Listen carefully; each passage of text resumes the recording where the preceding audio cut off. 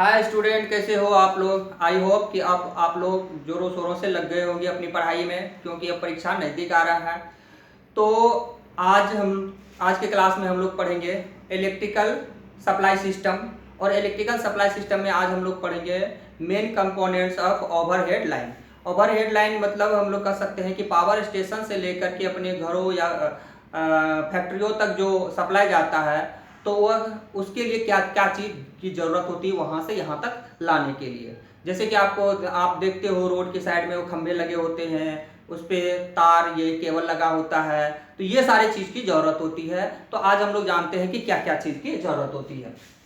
यानी हम लोग कह सकते हैं क्या, आज का चर्चा करेंगे हम लोग main components of over headline. यानी main components of overhead line. Overhead line में कौन कौन से मेन कंपोनेंट्स हम लोग यूज करते हैं। सबसे पहले देखते हैं हम लोग तार जो लगा होता है वो खंभे के ऊपर, ओवरहेड लाइन में खंभे के ऊपर लगा होता है। तो सबसे पहले हमें चाहिए खंभा, यानी लाइन सपोर्टर्स। यानी लाइन सपोर्टर्स कौन सा, यानी पोल्स जो हम लोग लगाते हैं लाइन सपोर्टर्स के रूप में, वो चाहिए। इसके बाद क्या चाहिए, अपना कंडक्टर, जिससे होकर के लाइन फॉलो करवाएं, वो कंडक्टर चाहिए।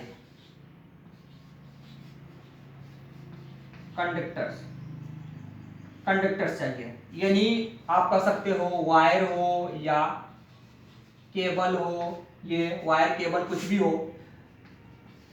इसके बाद क्या चाहिए, क्रॉस आर्म, जो खंबे के ऊपर लगा होता है क्रॉस आर्म, उसके बारे में भी बताएंगे।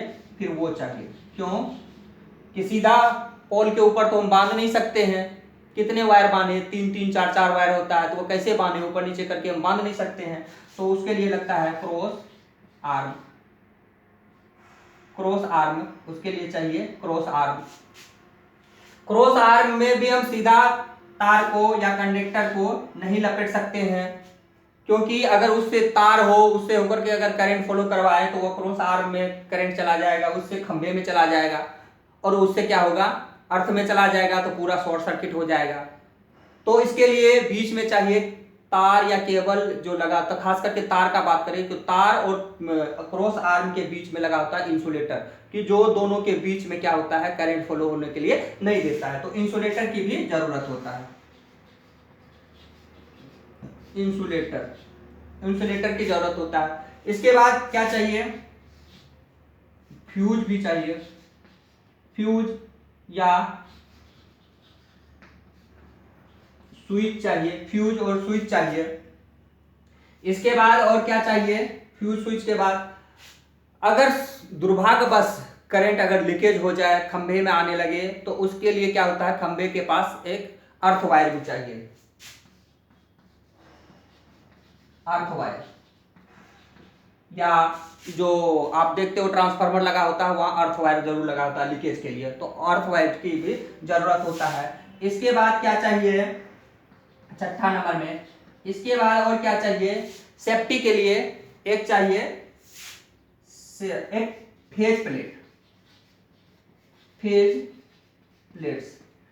ये overhead line high voltage high tension तार में ये लगाया जाता है फेज प्लेट, जो कि कलर होता है येलो रेड ब्लू ब्लैक, इस तरह से उसे फेज प्लेट कहा जाता है। ये लगा होता है, जो टावर वाले आप देखते हो ना, पिलर खंभा, तो उसमें ये लगा होता है, टावर जो बना होता है टावर, तो उसमें ये लगाता है, स्टील टावर जो होता है। इसके बाद और क्या चाहिए, 7 और अगर 8 नंबर का हम लोग बात करें, एक चाहिए अपना लाइटिंग एरेस्टर, एक चाहिए अपना क्या, लाइटिंग एरेस्टर। ये लाइटिंग एरेस्टर क्या होता है, ये लाइटिंग एरेस्टर होता है जो आसमानी बिजली होती है तड़ित चालक, वो कभी अगर ओवरहेड लाइन पर गिर जाए, क्योंकि उसमें लाखों वोल्ट होता है, वो अगर लाखों वोल्ट अगर फैक्ट्री घरों या ट्रांसफार्मर में चले जाए तो काफी दुर्घटना होने की चांसेस है। हर तो उसके बचाने के लिए उसमें क्या होता है, लाइटिंग अरेस्टर लगा दिया जाता है जो उसके अपोजिट काम करता है, यानी वो जो तड़ी चालक अगर तार पर गिरे तो उसके अपोजिट काम करे और वो क्या होता है, उसे अर्थ तक लेके चला जाता है। तो ये सारी चीज, तो आइए एक एक करके जान लेते हैं मेनली क्या क्या चीज जरूरत है main component of overhead line में। सबसे पहले आपको चाहिए लाइन सपोर्टर यानी खंभे चाहिए, इसके बाद आपको केबल चाहिए यानी कंडक्टर चाहिए, क्रॉस आर्म चाहिए, इसके बाद इंसुलेटर चाहिए, इसके बाद फ्यूज या ये स्विच चाहिए, अर्थ वायर चाहिए, फेस प्लेट चाहिए और लाइटिंग रजिस्टर चाहिए। कुछ चीज को हम यहाँ आइए फिगर के जरिए दिखा देते हैं आपको। ये मान के चलो आप क्या है, ये खंबा है, आरसीसी खंबा मान लो, ये क्या है, आरसीसी खंबा। इसमें क्या होता है, एक इस तरह से लगा होता है, इसे कहा जाता है क्रॉस आर्म। क्या कहा जाता है इसे, क्रॉस आर्म। क्रॉस आर्म के ऊपर में इस तरह से आपने देखा होगा, इस तरह से लगा होता है।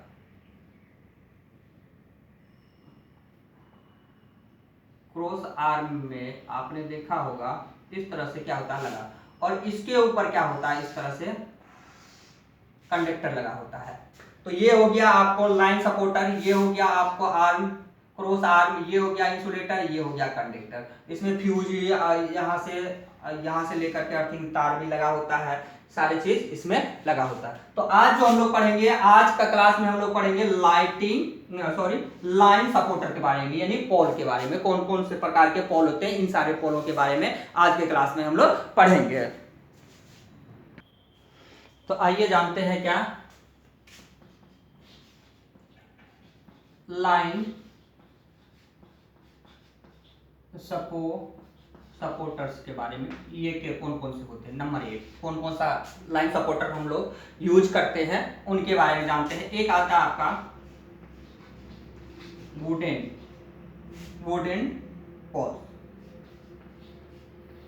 पोल्स यानी लकड़ी का खंभा। दूसरा में अगर हम लोग बात करें तो आता है आपका स्टील पोल। तीसरा में अगर हम लोग बात करें, तीसरा नंबर में कौन सा आता है जो आजकल सबसे ज्यादा यूज होने वाला है, वो आ गया आपका reinforce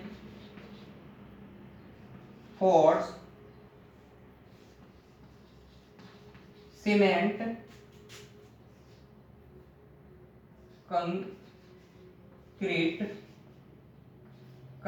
concrete reinforce cement concrete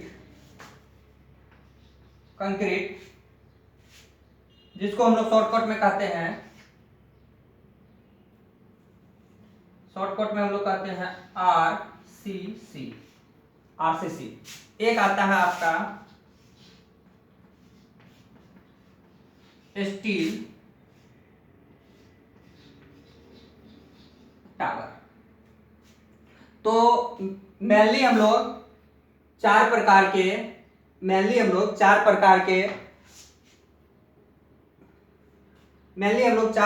के पोलों का यूज करते हैं। एक आ गया लकड़ी वाले वुडन, दूसरा आ गया स्टील वाला, तीसरा आ गया आरसीसी यानी रेनफोर्स्ड सीमेंट कंक्रीट, इसके बाद आ गया एक स्टील टावर। एक आ गया क्या, स्टील टावर। तो चार प्रकार का खंबे आपने देखा होगा कि लगा होता है। तो सबसे पहले हम लोग जान लेते हैं इसके बारे में, वुडन के बारे में, लकड़ी वाले के बारे में। लकड़ी वाले कौन कौन से आता है इसके बारे में जान लेते हैं और ये कहाँ कहाँ लगाया जाता है। लकड़ी वाले जो ये है वुडन, ये खास करके ज्यादातर रूरल एरिया में लगाया जाता है, यानी ग्रामीण रूरल एरिया में।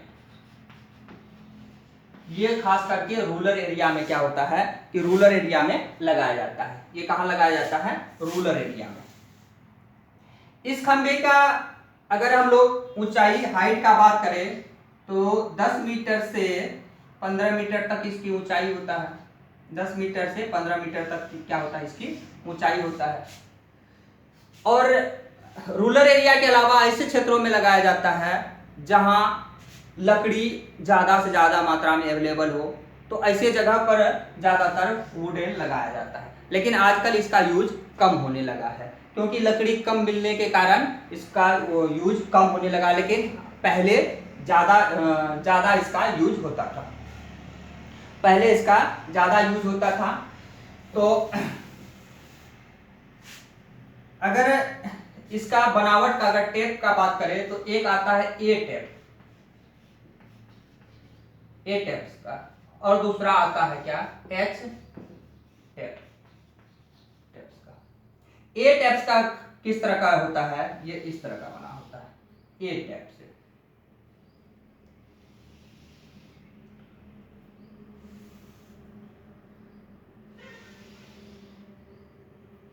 इस तरह से होता है।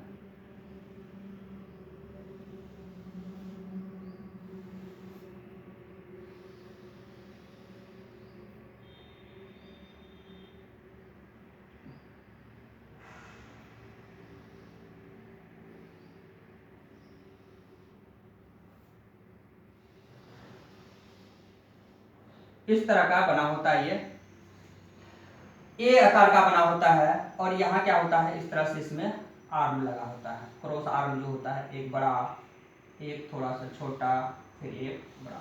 और यहाँ क्या होता है, इस तरह से नट बोल्ट से यहाँ टाइट किया होता है। नट बोल्ट से यहाँ पर क्या होता है कि टाइट किया होता है, इस तरह से कसा होता है। इस तरह से नट बोल्ट से क्या होता है, यहाँ कसा होता है ए टाइप का। और यहाँ लगा होता है इसका इंसुलेटर। क्या लगा होता है, इंसुलेटर। यहाँ लगा होता है इसका इंसुलेटर, यहाँ पर लगा होता है इसका इंसुलेटर। ये खास करके ज्यादातर अभी भी बहुत सारे पहाड़ी क्षेत्र में ये कहाँ लगा होता है, रूरल एरिया में। कहाँ, रूरल एरिया में अभी भी ये लगा होता है ए प्रकार का। इसका हाइट का अगर बात करें तो कितना हो जाता है, 10 से लेकर के 15 मीटर तक, 10 से 15। और इसके बीच का दूरी अगर हम लोग बात करें तो कितना होता है, 1.2 से 2 मीटर तक। एक इंसुलेटर से दूसरे इंसुलेटर के बीच की दूरी का अगर हम लोग बात करें तो हो रहता है 1.2 से लेकर के 2 मीटर तक। और इनका एक क्रॉस आर्म और दूसरे क्रॉस आर्म का अगर बात करें तो इसमें ये होता है 1 मीटर। कितना होता है, यहां से यहां तक का अगर बात करें, यहां से यहां तक का अगर बात करें तो होता है 1 मीटर। कितना होता है, 1 मीटर। यहां से यहां तक का अगर बात करें, यहां से यहां तक का अगर बात करें तो ये होता है 1 मीटर। और खंभे को यानी पिलर को जो जमीन के अंदर दबाया जाता है वो कितना दबाया जाता है, तो इसका 1/6 सब खंभे को नीचे दबाया जाता है। सपोज कर लो कि ये 10 मीटर का अगर है, कितना मीटर का, 10 मीटर का है, तो इसके नीचे जो दबाया जाएगा वो दबाया जाएगा 1.8 मीटर लगभग। कितना, 1.8 मीटर। अगर ये 10 मीटर का है तो 1.8 मीटर लगभग क्या होगा, दबाया जाएगा इसके जमीन के अंदर। और जमीन वो देख करके कि किस प्रकार का जमीन है उसको देख करके इसके अंदर या तो प्लेट डाल दिया जाता है या ईंट डाल दिया जाता है। ज्यादातर इसके अंदर प्लेट ही डाला जाता है, जो इसका कंक्रीट का बना हो, आरसीसी का ही बना हो, तो उसका प्लेट नीचे दबा दिया जाता है, उसके ऊपर खंबा रखा जाता है और इसको दबाया जाता है। और इनके बीच का दूरी अगर बात करें, इनके बीच का दूरी का बात करें तो ये भी लगभग 2 मीटर का हो जाता है। कितना हो जाता है, 2 मीटर का। लकड़ी के खंबे के बीच में, इन दोनों के बीच क्या होता है, यहां से यहां तक ये जमीन में दबा दिया जाता है और इनके बीच में 2 मीटर लगभग हो जाता है। और इसमें एक आता है कौन सा, एच टाइप से आता है, ये इस प्रकार से एच। ये भी कुछ इसी तरह का है। यहाँ लगा होता है क्रॉस आर्म, यहाँ लगा होता है क्रॉस आर्म, यहाँ लगा होता है क्रॉस आर्म। यहाँ से इसका भी एक से दूसरे के बीच की दूरी 1 मीटर होता है। और यहाँ इसमें खास करके 2 मीटर होता है। यहाँ से लेकर के यहाँ तक की दूरी क्या होता है, एक ये जो खंबा है और ये जो दूसरा खंबा है, इन दोनों के बीच क्या होता है कि 2 मीटर। और यहाँ से यहाँ तक की भी दूरी क्या होता है, 2 मीटर होता है। कितना होता है, 2 मीटर होता है। यहाँ इंसुलेटर लगा होता है, यहाँ इंसुलेटर लगा होता है, इस तरह से। और अगर कहीं कहीं इसमें इंसुलेटर से इंसुलेटर के बीच की दूरी भी 2 मीटर होता है और इसको बीच में शॉर्ट कर दिया जाता है तो इसको 1.2 कर दिया जाता है। कितना, 1.2। तो यहाँ भी कितना हो जाएगा आपका 1.2।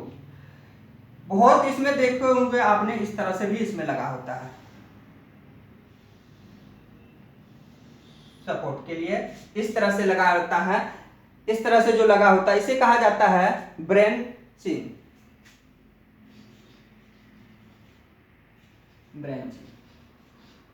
ये लगा होता है जमीन से लगभग 2.5 मीटर ऊंचा। जमीन से लगभग 2.5 मीटर ऊंचे। ये यहां से यहां तक जो ये सपोज कर लो आप, ये जमीन है इनका, ये जमीन है, तो यहां से यहां तक जो लगा हुआ रहेगा ये 2.5 का लगा हुआ रहेगा। कितना? 2.5 का। और इनके बीच, ये जो इनके और इनके बीच जो होता है, इनके और इनके बीच, ये बेंच के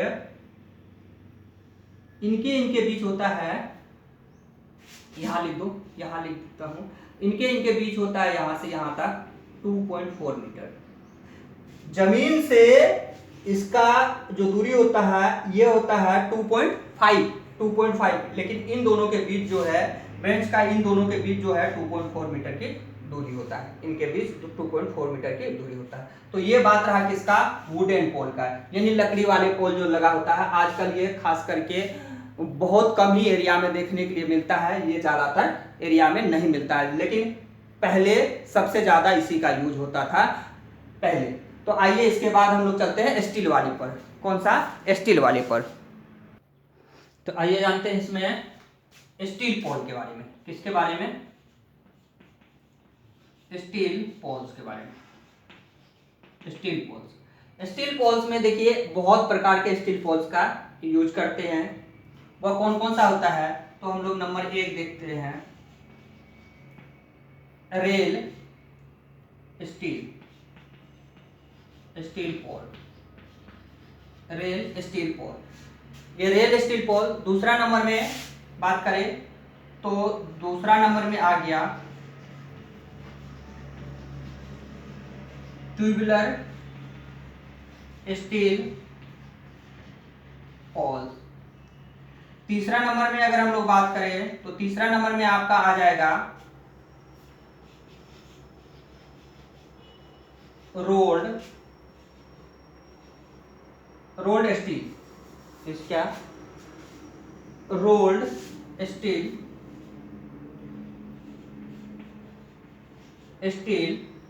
रोल्ड स्टील जॉइंट्स पोल, ये आ गया। ये रेल स्टील में किस तरह का ये होता है? रेल स्टील का अगर हम लोग बात करें तो रेल स्टील में आपका आ गया इस तरह से। आपने देखा होगा कि रेल के पटरी के जैसे ये थोड़ा सा इस तरह से कैसा होता है, इस तरह से मोटा, थोड़ा सा हम एक खंभा बनाने का कोशिश करते हैं तो इस तरह से थोड़ा मोटा टाइप से, इधर भी थोड़ी थिकनेस होता है इनका, इस तरह से बना होता है, इस तरह से। और इसमें भी थोड़ा इस तरह से, इस तरह का बना होता है। ये पूरा ये भाग इस तरह से बना होता है। तो ये हो गया कौन सा? रेल पोल। कौन सा? रेल पोल। इसमें भी ये लगा होता है, यहाँ इंसुलेटर लगा होता है, ये क्रॉस में आर्म हो गया। इसकी ये जितने भी है ये सारे 9 मीटर से लेकर के 15 मीटर तक के हाइट का होता है। 9 मीटर से लेकर के 15 मीटर तक का हाइट का होता है। 15 मीटर का हाइट का होता है, 9 से लेकर के 15 मीटर। और इसका भी नीचे जमीन के नीचे जो दबाने का प्रक्रिया है नीचे, वो 1/6 ही है। अगर कोई पोल 9 मीटर का है तो वो जमीन के अंदर कितना जाएगा? 1.5 मीटर जमीन के नीचे दबाना है उसको। तो इस तरह से इसके अंदर। और एक खंभे, अगर हम पोल स्पेन का बात करें तो एक पोल और दूसरे पोल के बीच की दूरी जो है वह 80 मीटर से लेकर के 100 मीटर तक होता है। इसमें खास करके 80 मीटर से लेकर के 100 मीटर तक इस तरह का जो स्टील वाले पोल होता है, इस तरह का स्टील वाले जो पोल होता है इसमें 80 मीटर से 100 मीटर। और जो वो वुडन बनता है, लकड़ी वाला जो होता है, अभी आपने देखा था वुडन पोल का अगर बात करें कि उसके बीच की दूरी कितना होता है तो 50 से लेकर के 80 मीटर तक। कितना? 50 से। एक खंभे और दूसरे खंभे के बीच की दूरी, यानी स्पेन का बात करें, स्पेन का अगर बात करें तो 50 से लेकर के 80 मीटर। किसका? वुडन, लकड़ी वाले का।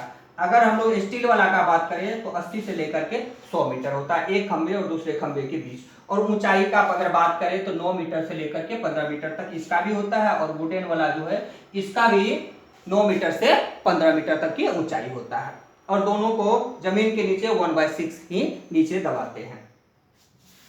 तो इस तरह का है, ये रेल वाला हो गया। इसके बाद ट्यूबुलर का अगर बात करें तो एक आपने देखा होगा इस तरह से गोल आकार का होता है। किस तरह का